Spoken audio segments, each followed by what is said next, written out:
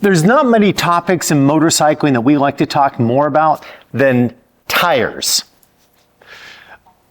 One of the most common questions I get asked is, what tire should I put on my motorcycle when I come do training with you? And generally it's the 90-10 that comes stock on the bike gonna work? Should I get a 50-50 tire? Should I get something more aggressive? And that's an answer I'll give at the end of the video.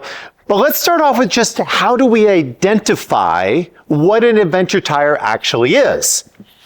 Now, this is what I would consider a classic adventure tire. This is the Michelin Anarchy Wild. I've used it on several different motorcycles that I own. By the way, all the tires that I'm using in this video, I've purchased. All of my support on this channel comes from Patreon, comes from you guys, and from your thank yous. But this is a classic adventure tire. You can see it's got all the channels in here. It's got the little knobs on it. It kind of looks like a dirt tire, and this is what it's all about. Now, the Michelin Anarchy Wild is what is considered a 50-50 tire from the manufacturer. If you look in their press materials, that's what they label it as. Now, what I'm going to introduce to you is what's called the gap method. The gap method is a theory that a friend of mine had. His name is Blair. He's a co-owner of Pemberl Farms, where I do my training out in Virginia.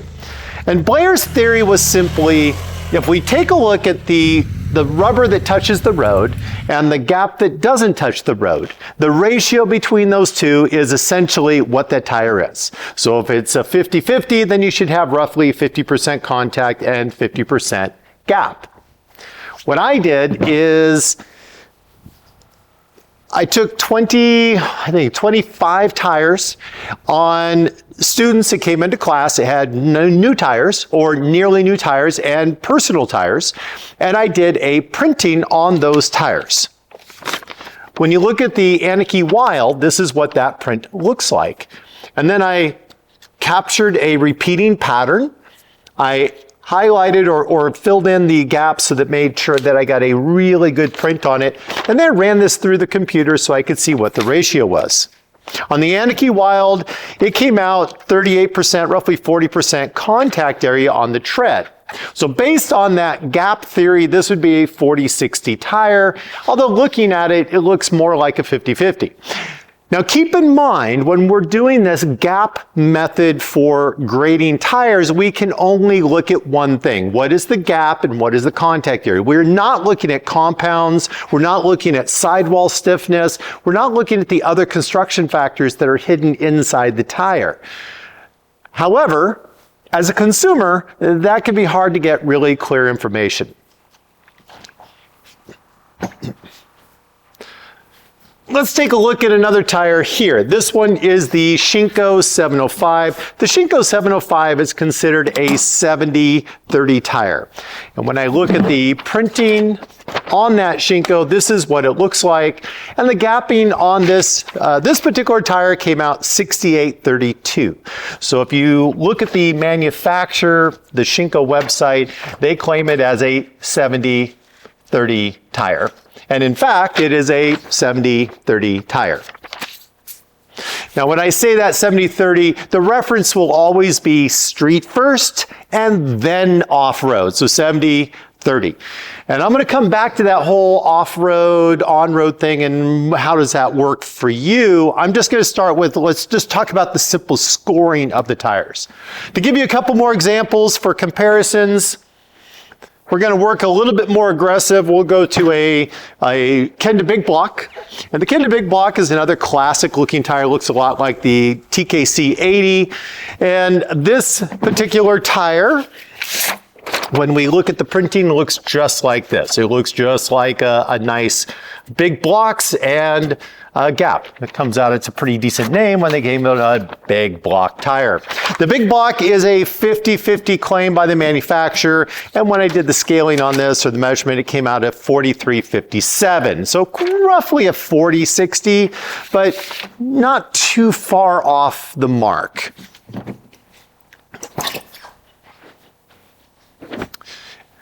Although well worn, this is the Battle Axe. So this is a Bridgestone Battle Axe AX41. The AX41 is fairly popular and it's a more aggressive tire. When you look at the tread pattern on this particular, you'll see there's a lot more gap in this. This also has kind of a chevron curve, and this is what I get into. There's other factors to consider on a bike.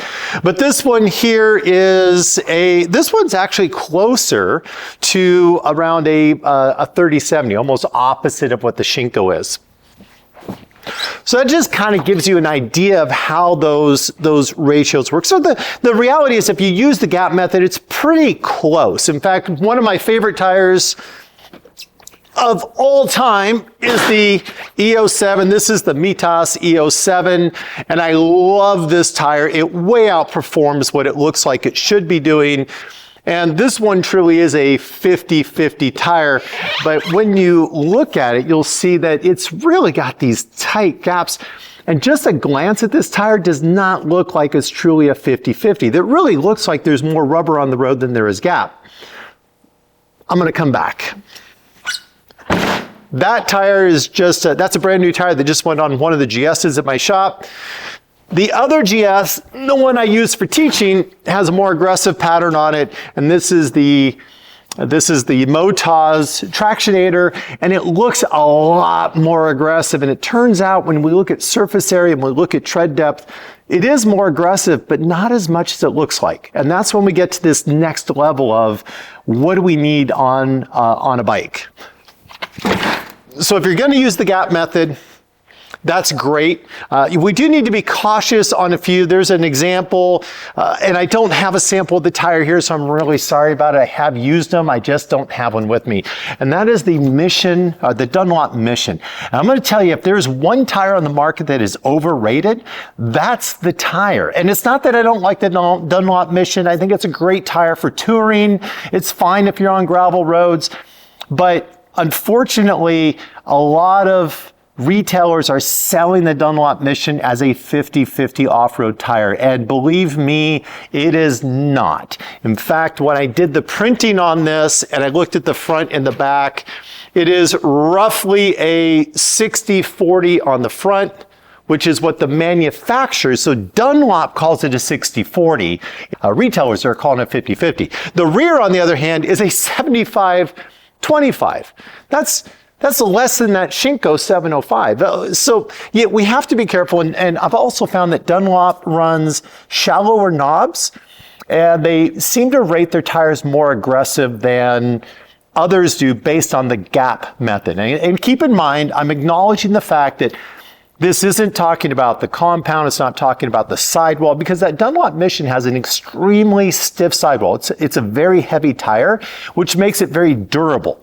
So although the tread pattern isn't really great for off-road use, certainly the durability of the tire is very substantial. So it is definitely an adventure tire. It's just not as aggressive as people claim it to be.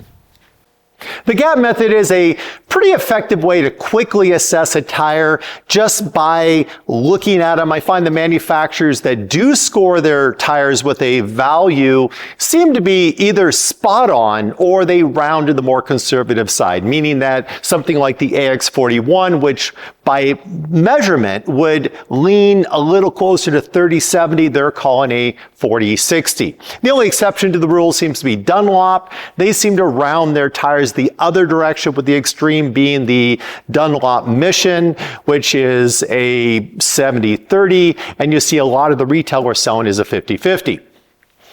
The issue with the gap method is that it doesn't address the other factors that help you identify the perfect tire for you, such as, does it have small knobs that can move and twist and clear traction but might feel unstable? Are they really tall? Can they get more volume? Or are they short and fat so that they have more stability on the road? Or maybe they generate less heat and last longer. There's a lot of other factors that go involved in selecting a tire. That's for another video. The 90-10, 70-30, 50-50 question is where we started this video, and riders asking me what would I recommend putting on their bike. Let's start off with 90-10 does not mean I ride on the road 90% of the time, and I'm off-road 10% of the time, so I want a 90-10 tire. If 90% of your riding is pavement and your 10% off-road is just hard packed gravel, 90-10's fine. But if that 10% off-road is really tough, gnarly stuff, then you need a more aggressive tire that is going to handle that gnarly, nasty stuff. You're buying a tire for those moments of challenge, not for the percentage that you're actually outdoing them.